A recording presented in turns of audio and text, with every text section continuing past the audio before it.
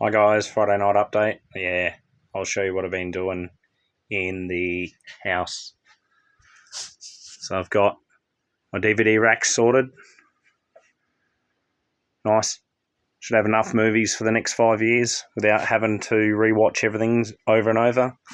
Got a great little car collection, motorbikes, Family Guy, Adventure Time, you name it. So, yeah. And it's all A to Z across. Right.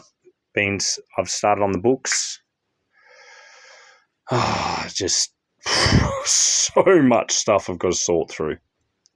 And then there's this. This is in the bathroom. There's so many books in here. There's a lot of kids' books I might sell off because I don't think my son will even bother reading them. He's a bit older now, but yeah, getting there.